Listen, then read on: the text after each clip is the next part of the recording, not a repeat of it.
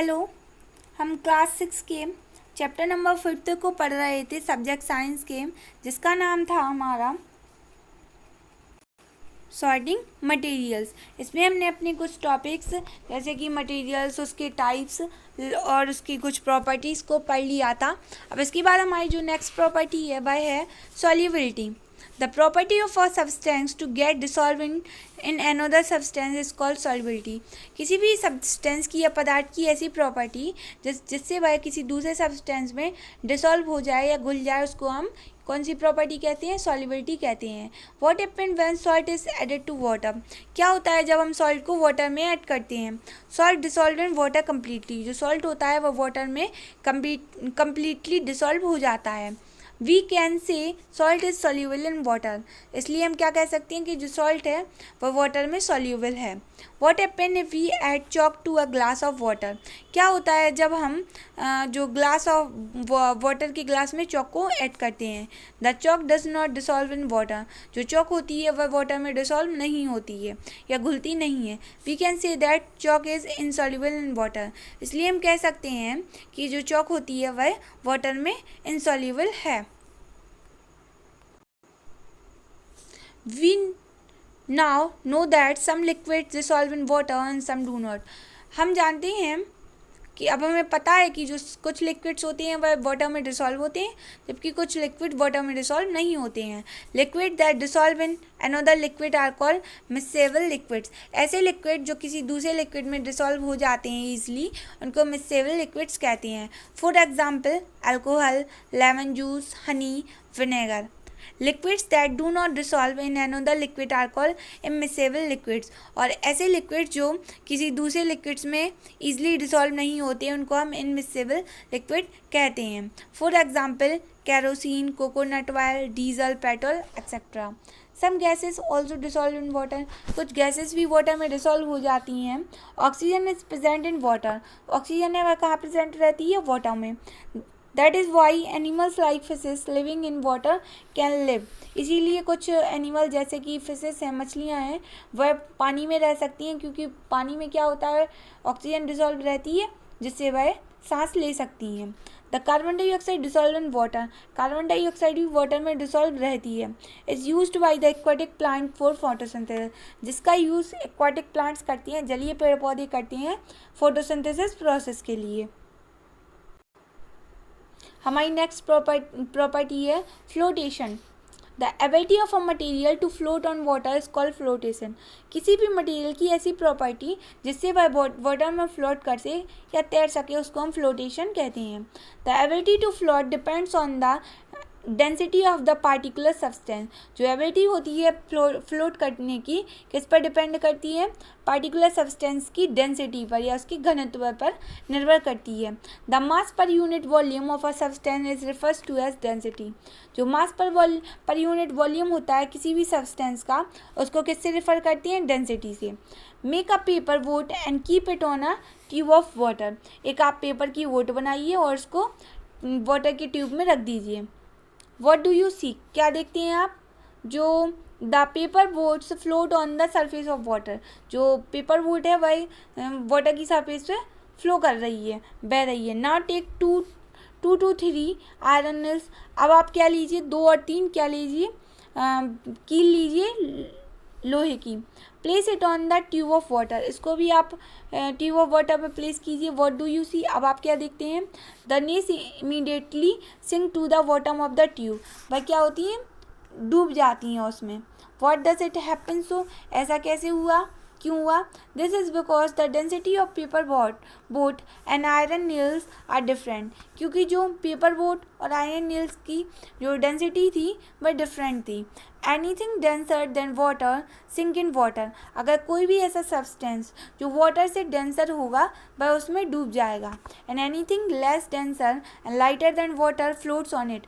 और ऐसा कोई भी सब्सटेंस जो लाइटर होगा या कम डेंसर होगा वाटर से, वह उस पर फ्लोट करता रहेगा। Thus a paper boat being less denser than water floats will the iron nail sink. इसीलिए जो पेपर बोट है वह लेस डेंसर है वाटर, इसलिए वह तैरती रही, जबकि आयरन नेल ज़्यादा डेंसर है वाटर से, इसलिए वह डूब गई। नेक्स्ट प्रॉपर्टी है हमारी magnetic property. A magnet is a substance that can attract iron and iron like substances. Magnet एक ऐसा सब्सटेंस है या पदार्थ है जो क्या करता है, आयरन को या फिर आयरन लाइक सब्सटेंस को अट्रैक्ट करता है अपनी तरफ। Based on whether a substance is attracted by a magnet और not, they can be classified into two groups. कोई भी सब्सटेंस को आयरन द्वारा अट्रैक्ट किया जा सकता है मैग्नेट द्वारा या फिर नहीं किया जा सकता, इसलिए हम इसको दो टाइप में ग्रुप करते हैं, एक मैग्नेटिक और एक non magnetic. Materials that can attracted towards a magnet are called magnetic material. ऐसे मटेरियल जो मैग्नेट की ओर अट्रैक्ट होते हैं उनको हम मैग्नेटिक मटेरियल कहते हैं। For example iron. Materials that do not get attracted towards a magnet are called non-magnetic materials। और ऐसे materials जो मैग्नेट की ओर अट्रैक्ट नहीं होते हैं उनको हम नॉन मैग्नेटिक मटेरियल्स कहते हैं।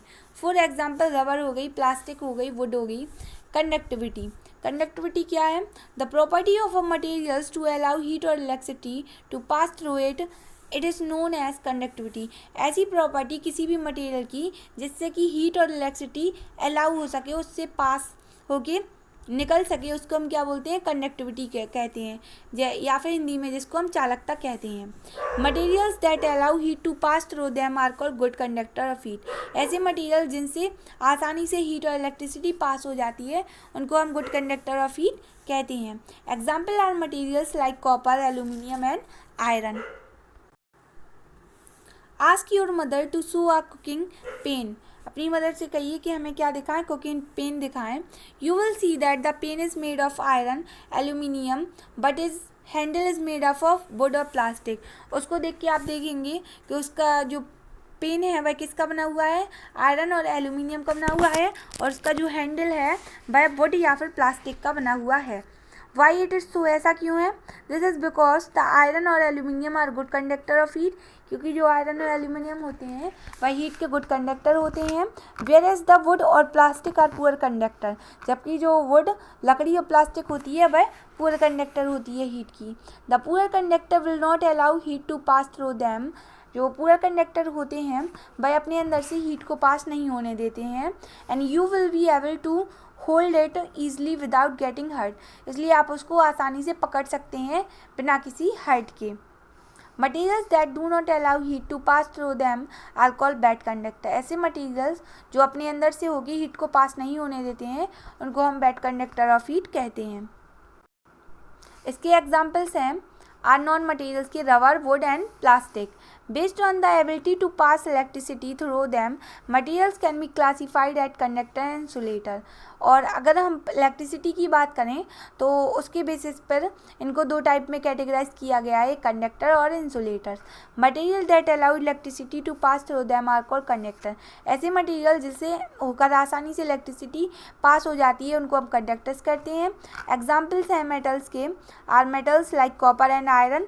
And materials that do not allow electricity to pass through them are called insulator. और ऐसे मटेरियल जिनसे होकर इलेक्ट्रिसिटी पास नहीं होती है उनको हम इंसुलेटर कहते हैं। इनके एग्जाम्पल हैं वुड एंड प्लास्टिक।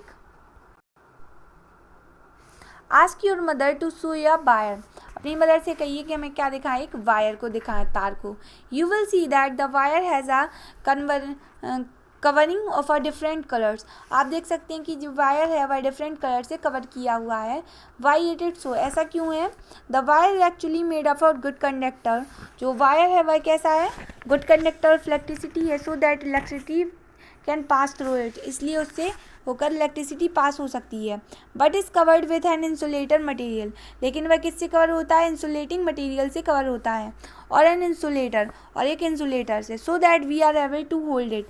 इसलिए हम उसको आसानी से होल्ड कर सकते हैं, पकड़ सकते हैं। If we hold a naked wire, अगर हम एक नेक्ड वायर को पकड़ें विथ आवर हैंड से, electricity will pass through our body, तो इलेक्ट्रिसिटी हमारी बॉडी से होकर पास हो जाएगी। We experience it an electric shock, और हमें एक इलेक्ट्रिक शॉक लग जाएगा। नेक्स्ट प्रॉपर्टी है transparency. Look at the picture shown below, what can you infer from the picture. आपको पिक्चर से क्या समझ में आ रहा है? इन द फर्स्ट पिक्चर, पहली पिक्चर में, the boy is able to see clearly. पहली पिक्चर में बॉय को उससे वह आसानी से दूसरी तरफ क्लियरली देख सकता है। इन सेकंड पिक्चर में क्या है, he can only see partially, second picture में उसको पार्शियली दिख रहा है कुछ कुछ। इन द थर्ड पिक्चर, लेकिन थर्ड पिक्चर में he can not see anything, उसको कुछ भी दिखाई नहीं दे रहा है। This is because the material use to make the object are different, इसलिए हम कह सकते हैं कि जो मटेरियल यूज़ होती हैं ऑब्जेक्ट बनाने में वह डिफरेंट टाइप्स के होते हैं। जिससे साफ दिखाई दे रहा है उसको ट्रांसपेरेंट बोलते हैं, जिससे पार्शियली दिखाई दे रहा है उसको ट्रांसलूसेंट बोलते हैं, और जिससे बिल्कुल नहीं दिखाई दे रहा है उससे हम ऑब्क्यू कहते हैं। The categorisation of these materials depend of whether it allowed light to pass through it और not, based on it can be grouped into 3 types, they are transparent, translucent and opaque. इनको 3 group में categorise किया हुआ है, transparent, translucent and opaque. First है हमारा transparent, it allows all light to pass through it, यह क्या करता है, पूरी लाइट को अलाउ करता है आपसे पास होने में। एग्जाम्पल है glass, water, air etcetera. Translucent है, it allows only a part of light, या कुछ ही पार्ट को अलाउ होने देता है अपने अंदर से जाके। एग्जाम्पल आर कलर्ड ग्लास हो गए, वाटर पेपर हो गया एंड फॉग हो गया। Translucent object are semi transparent होते हैं, यह ट्रांसलूसेंट ऑब्जेक्ट होते हैं वह सेमी ट्रांसपेरेंट होते हैं। Some ultraviolet rays can pass through them, कुछ अल्ट्रावायलेट रेस भी पास हो जाती हैं इससे। थर्ड है opaque, it does not allow light to pass through it, यह अलाउ नहीं करता है अपने अंदर से लाइट को पास होने में। एग्जाम्पल हैं वुड और प्लास्टिक। Thank you.